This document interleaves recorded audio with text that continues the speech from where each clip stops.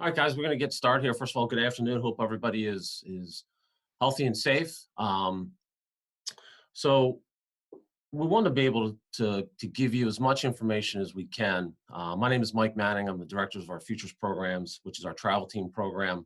We just want to be able to share this with not just the players in house, but try to share this with as many people as possible because it's been a little bit confusing for everybody in regards to how the NCAA rules and how the recruiting process is going to work moving forward um, with the COVID-19 virus. So, um, in the chat area, guys, you'll see a link that you can cut and paste into your browser, and you guys can send me some questions. I'll be happy to answer as many as I can. Um, again,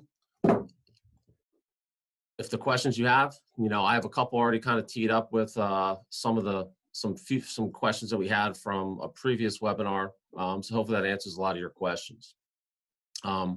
So what's the purpose here, guys? The purpose today is to kind of educate parents and players on what's happening. It took us probably a week and a half to 2 weeks to kind of talk to as many college coaches as we could at all levels to figure out how they're handling the recruiting process, in this kind of weird time that we're in right now. We also want to try to provide goals for the players in our organization and outside of our organization, and things that they can do to kind of get ready to go for what we feel is probably going to be around a June 1st kickoff. We're excited about it. We're excited for our events. We're excited for our tournaments. And most importantly, we're excited for our players. So about a week and a half, 2 weeks ago, this was the statement that the NCAA made in regards to where we are right now.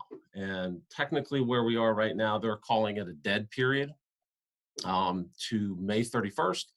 And in essence, guys, what we're dealing with here is we're dealing with more of what we call a quiet period. I'll get more into the definitions on the next slide so you can see those for yourself.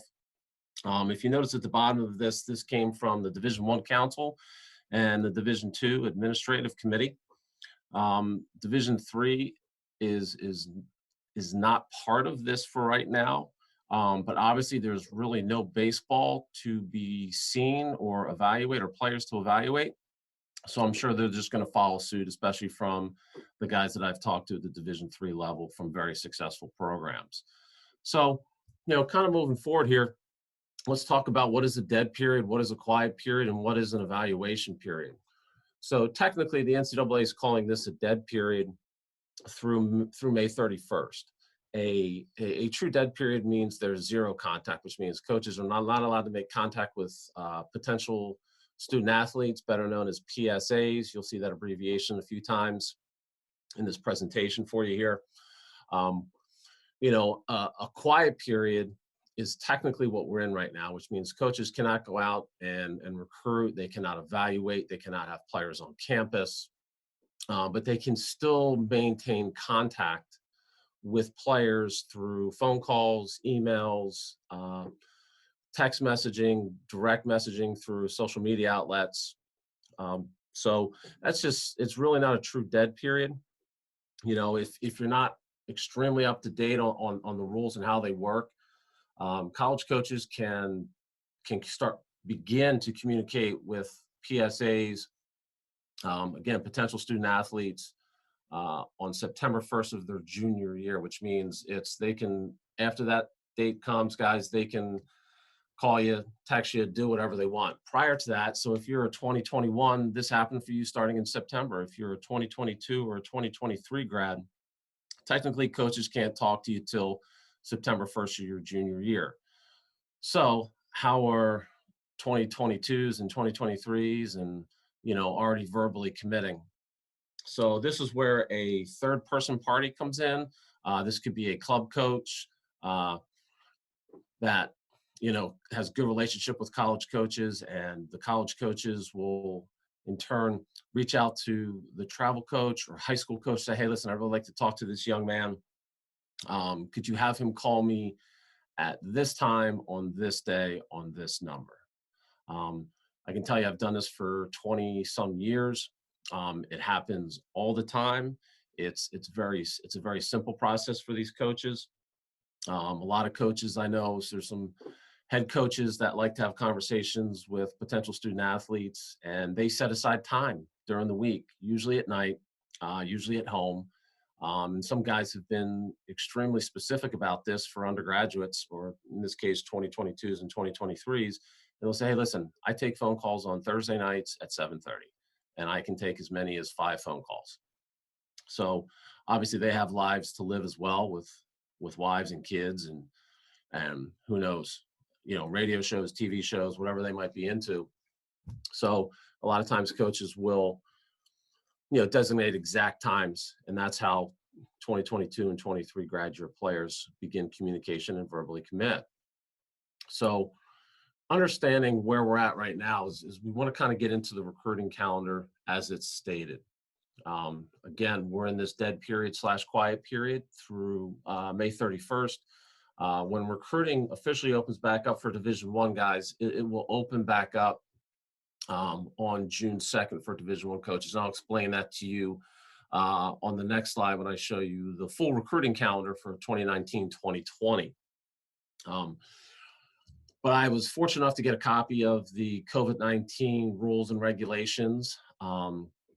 And one of the statements that was in there is that the normal recruiting calendar for all sports is still in effect. Okay, just because coaches can't go out and recruit now doesn't mean they're going to change their legislation and go backwards and change the recruiting calendar again. No, the way it's written in the COVID-19 NCAA guidelines, the recruiting calendars are the recruiting calendars. So let's talk about, from a baseball standpoint, what we're dealing with here. So you have a Memorial Day weekend, or it's more of a week, May 25th through June 1st, which is why, we're targeting June 2nd as the first day. We'll see some college coaches out banging the recruiting trail. You have Father's Day weekend, which is June 21st, and the 4th of July holiday, July 4th, obviously. So what the NCAA did is they wanted they felt the coaches should be with their families on major holidays. So they gave them the day before, the day of, and the day after as dead periods. So looking at the calendar as a whole here, I'm going to kind of run through a full calendar so everybody who might not know is kind of a little bit more up to speed on exactly what the recruiting calendar is and what it looks like and why you have certain dead periods and quiet periods and contact periods. So we'll start in January. We'll kind of work our way through into November. So the first dead period that you see up there, which means no contact, no phone calls, no nothing, a true dead period, that is the June 2nd through 5th, or I'm sorry, January 2nd through the 5th. That is the American Baseball Coaches Association National Convention. This past year it was in Nashville. There's no recruiting during those times. Moving forward through February, we see we're into a quiet period, which means no recruiting, and they've all started their seasons. The recruiting technically opens up on March 1st, and really extends a little bit on and off, with a couple the new dead periods this year, through August 19th, then picks back up in September. So we kind of already talked about the dead period in May. That's really was set aside to celebrate the game of college baseball. That's right around when you have the end of the regional, super regionals, and your selection show, which is usually on, I think it's on Memorial Day weekend. So that's why that's a dead period. Then we have our Father's Day, and then 4th of July. And then the only other dead period, guys, that really is in existence is in November. You'll see November 11th through the 15th. That is your early signing period for this year's 2021 grads. So this is for their next fall. This will be their seniors. This is when they sign their early signing period. Here's a good thing when I look at this and I look at the calendar, if you guys think about this logically, is during the month of February, March, April, and May, college coaches at all levels, Division 1, 2, 3, NAIA, JUCO, they're all playing. So what you're going to find is there's not a ton of recruiting in-person recruiting per se that happens during those times because, they're worried about their own team and their own players and coaching their players and winning baseball games. So you might see during those periods, specifically up north where we are, when the weather changes a little bit, in late April, early May, you'll see some of the area colleges come out and, maybe on a day that they don't have a midweek game and just a light practice for their guys, they might sneak out and watch a game or two. And, just to be able to make sure that they have a handle on their area prospects. Usually the first time that you see a real big influx is when most of your schools are in their final exam week, which is they're not allowed to practice or participate in games during their final exam weeks. And that's usually when you see a lot of college coaches actually get out and travel. That's usually happening in May, and that's not happening now. And we all know we're in this till at least June 1st, but the NCAA says May 31st. And again, they're not going to change this calendar. So, as a whole, guys, I really look at this like this. Hey, we're geared up with all of our tournaments, all of our prospect camps, everything, we're eyeing June 2nd as the start date. So moving forward, what is this going to do for the roster limitations and roster restrictions? This is the crux of what the research we've done as an organization to find out how can we pass this information on to you guys in the clearest and most concise manner. So the NCAA, when they first came out with their waivers, they said, hey, every spring athlete is going to get a waiver for, the following year, which means everybody's going to be able to come back and play.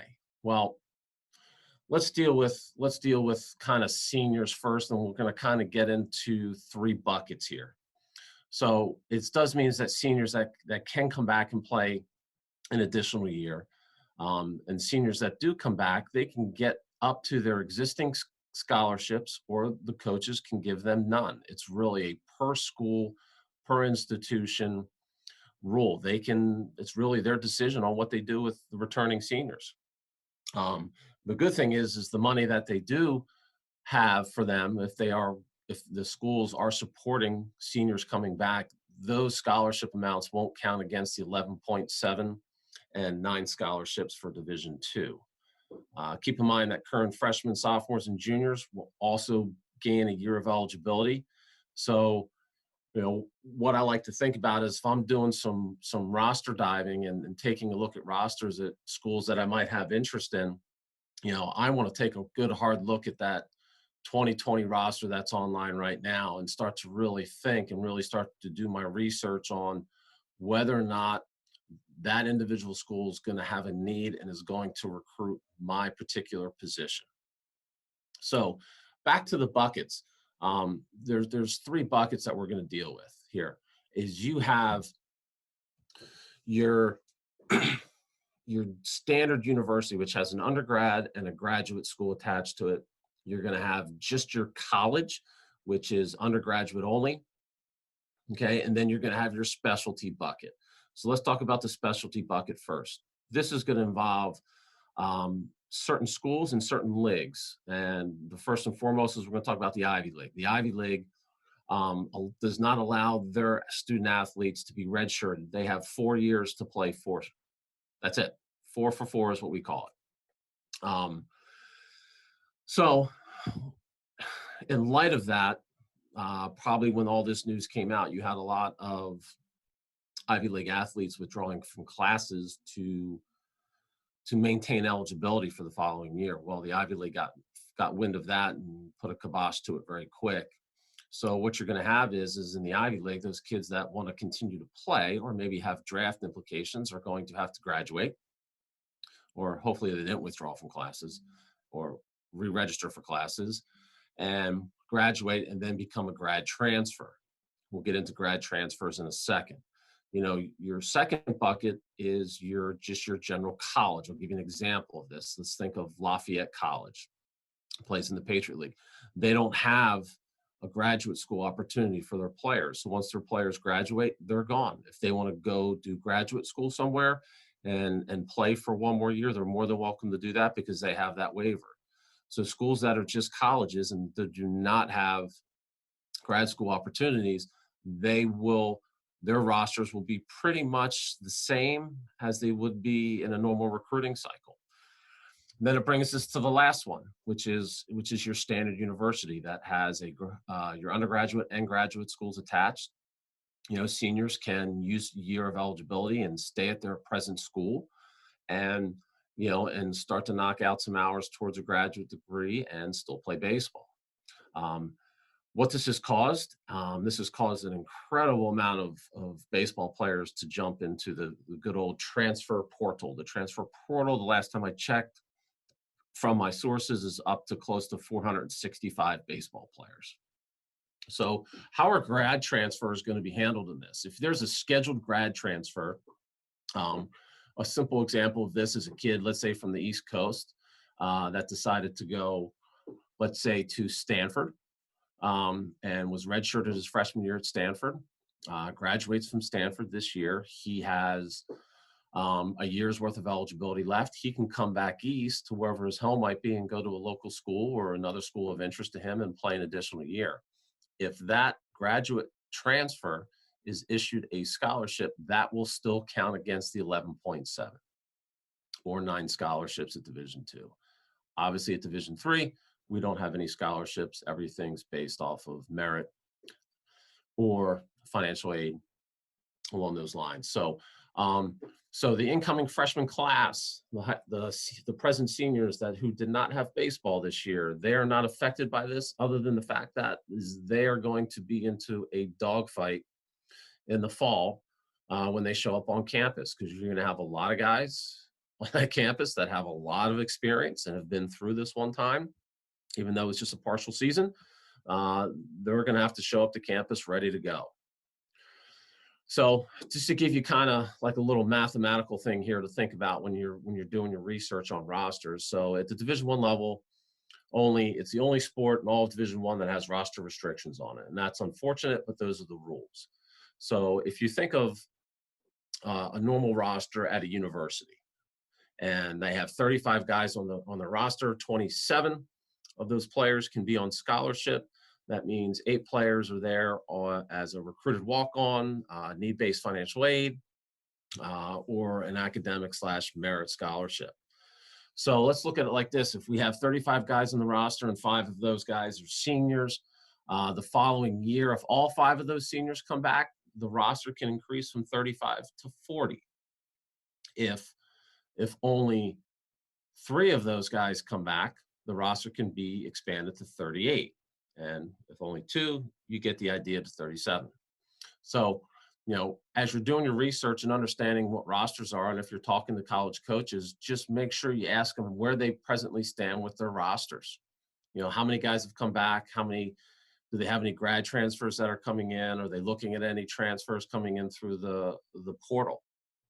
So the big question is how can you get ahead during this time? Obviously, nobody's playing high school baseball, and we're all doing some sort of training at home. If we haven't started yet, please keep looking at June 2nd as the day that we're going to go. We feel confident about that as an organization. From all the resources that we have and everybody that we've talked to, we feel very confident about it. To give you like an example of a workout schedule that you can do at home, if I'm looking at my own kids who I have at home who are in remote learning, their days are not occupied. I can tell you that right now. And if they needed to find time, which I have a daughter that's a freshman in high school, and she is finding time to work on her lacrosse skills. You guys have time to get all this in. The biggest concern, not only I have, but a lot of people that I've talked to, is we need to make sure that A, our arms are in shape, and B, that our legs are in shape. For you guys that are going to jump into some showcases this summer, the last thing in the world we want you to do is go out there and run your first 60-yard dash, getting out of the car and blow a hamstring or a quad. We can't have that happen. Make sure your dynamic warm-up's great, you're stretching right, and you're getting your sprint work in. The next thing is throwing program. We don't have time this summer or this year at all, which we all feel is going to be a shrunken recruiting calendar, to have a sore arm. Okay. If I'm in high school right now, I'm throwing at a minimum of 3 days a week. Okay. I am long tossing. I'm doing whatever I do on a daily basis, or even for the off season when I'm really ramping up for my season.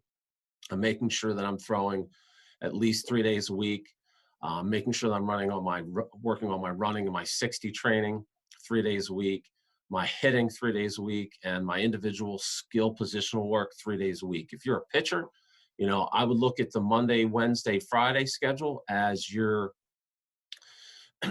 skill work window to get your flat grounds, okay, and your bullpens in. Guys, it's okay. We have to get bullpens in. We have to get off the mound. It's okay to throw into a net, a fence, or a screen, okay? But you have to get started. And again, we're all shooting for that June 2nd. One of the things that we share with our players in our program is our SMART goals, and the kids really take this to heart. Be specific, measurable, attainable, realistic, and time bound. Okay, for me, guys, in this day and age, I'm really thinking about the measurable piece of this. Everybody's got a smartphone, which comes with a stopwatch feature on it. If you're curious what you're running the 60 in, get out and time yourself running the 60, or have your dad or your sister or your brother or your mom, somebody time you in the 60. Get a gauge where you're at and measure it. Okay, if I'm measuring, a long toss, or even the 60, I'm going to go to my dad's, tool chest, and I'm going to grab his tape measure, and I'm going to go out and I'm going to measure 180 feet, because that's what 60 yards is. And I'm going to practice running it in a street, on a field, wherever it may be. But I'm going to start getting my body in shape for the stuff that I'm going to be measured upon. If I get a good opportunity in a good open space to get out and long toss, I'm going to measure it. I'm not just going to go out and long toss. I'm going to say, hey, I'm going to set goals, that are realistic, and time bound. Okay. I'm going to say, hey, listen, this week, I got out to, 180 feet, and that felt like my max. Next week, or the next session, I'm going to try to push it out to 200. When I get to 200, I'm going to try to stay there for 5 minutes, then slowly work yourself back in. Guys, set goals this time of the year. Set goals and make sure we're training the stuff that we're going to be measured on. When communicating with college coaches, guys, it's important. Okay. We should have all probably send some sort of introductory letter out to schools introducing yourself, and then supplying them with exactly what they're going to need. Okay. They're going to need copies of your high school transcripts, SAT scores. Okay. We can forget about the high school schedule. We're still going to say, hey, we're going to send them a copy of our summer schedule. And if you're fortunate enough to have a copy of your fall schedule, send that as well. Okay. You should also have jumped on and filled out the online questionnaires for every school that you have interest in. If they don't have an electronic version of it, send a coach an email and ask him if he can email you, their player questionnaire. If you have a recruiting video, okay, get that thing plastered all over social media, whatever organization you play with, and have them start, a little campaign for you, and make sure you do it yourself. And most importantly, if you're a junior, let's make sure, okay, that we have gone on and filled out the NCAA clearinghouse form. So the latest news is, I read this last night, is the clearinghouse is not going to require SATs, and they're only going to require GPAs, and that have to be maintained at a 2.3 in your core courses. So I want to backtrack for just a second. Let's talk a little bit about your high school transcripts. Sometimes getting, a transcript from a high school, from schools that I've dealt with in the past and our players have dealt with, has been very difficult. I'm sure it's going to be even more difficult now. We need to make sure that we're in communication with our guidance counselors. We also need to make sure that, we understand if our school is still on a grading scale, or if it's on a pass-fail scale, and how that pass-fail scale is going to reflect your GPAs. Guys, these are the questions you need to ask tomorrow. when you're on your Zoom classes or whatever vehicle you're using for your classes. Get in touch with your guidance counselors and make sure that we get this information so we can provide it for the college coaches. So a few things that we can do to help you guys. If you didn't know, we have a ton of events scheduled in June, July, and August, which we feel very confident that they're going to go off. Listed a couple camps here that you might have interest in. We have our academic prospect camp at Villanova's Field on July 15th and 16th, our Pennsylvania prospect camp. Again, guys, prospect camps are showcases. Highly recommend those for 21s and 22s or 2023 grads. I'd recommend probably an instructional camp. If you don't feel like you're ready to showcase, just get yourself in front of college coaches, get a chance to meet them. And if you feel like you're ready, if you're a 2023 grad and you're ready for, to showcase, to run the 60 and have radar guns and stopwatches on you, recommend our underclass games. So for some guys that might not understand, what a prospect camp or a showcase is, I just want to run through this so you can kind of get familiar with it. And this kind of goes back to our measurables, because this is all measurables. As a position player, you're going to run the 60-yard dash twice. You're going to take ground balls or fly balls or work for pop times from your positions and make game condition throws. You're going to take one live round of BP and play in half of a simulated game and get 3 to 4 at-bats. So if I'm a outfielder, I'm probably going to make 3 throws to third, 3 throws to home.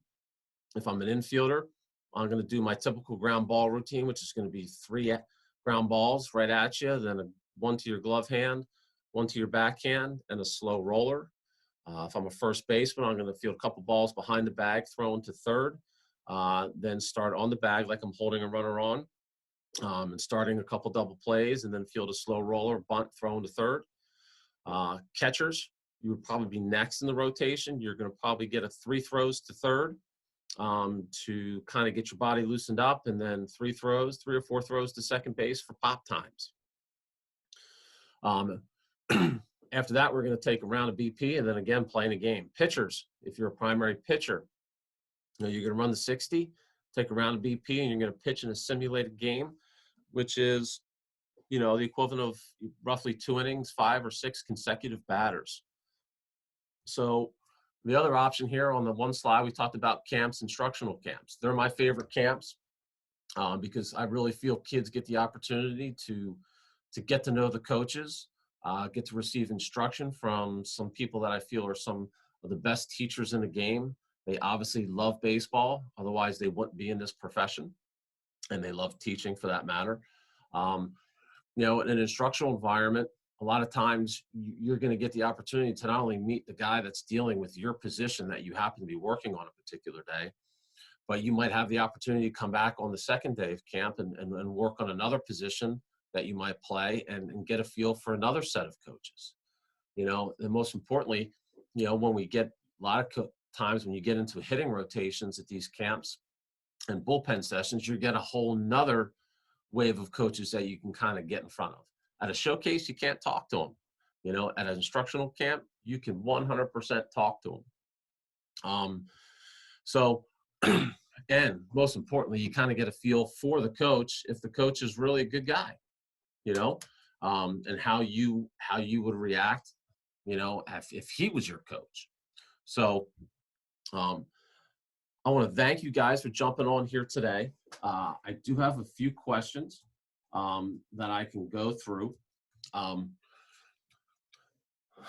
Number one is junior colleges.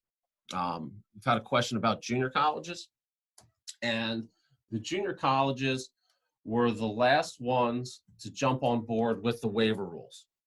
And last but not least, they came in and said, okay, we're going to give all of our players, a year to retain eligibility as well. So if you're a junior college kid and you're coming back in, if you were, a sophomore at a junior college, you could actually go back to that junior college again and repeat your sophomore year. Or you could transfer to a Division I school, which would be, a 2-4 transfer, a 2-year school to a 4-year school, and still retain that year's worth of eligibility, which is a great option. I think you're going to see a humongous wave of players, at the high school level choosing the junior college option moving forward, because it's going to give you a great opportunity to develop and kind of let this cycle of recruiting kind of pass, to let everything kind of get back to normal. Which brings me to the next question is, when is this all going to get back to normal? So if you didn't know this, if you haven't been keeping up with it, this is a 1-year thing, guys. This is it. It's a 1-year thing. And by next year, or let's say next year is next year, we understand what next year is we're going to have larger rosters, more players, kids in the transfer portal, landing on teams. Okay, the following year, which would be the calendar year 2022, when we're playing, this all has to be back to normal. This all has Division I's have to be back to 35s, and Division II's and Division III's have to be back to manageable rosters. I had a great conversation with a Division II coach who's been to the College World Series 3 or 4 times. Says he doesn't even know if he has enough uniforms and enough practice gear for all of his players, And so, these are some of the hurdles that guys are going to be going through. Another question I've gotten is my son is young, and, what are my thoughts on reclassification or gap years? Guys, this is a conversation that we've had with multiple parents in our own organization. And I would honestly do your research on this. Okay.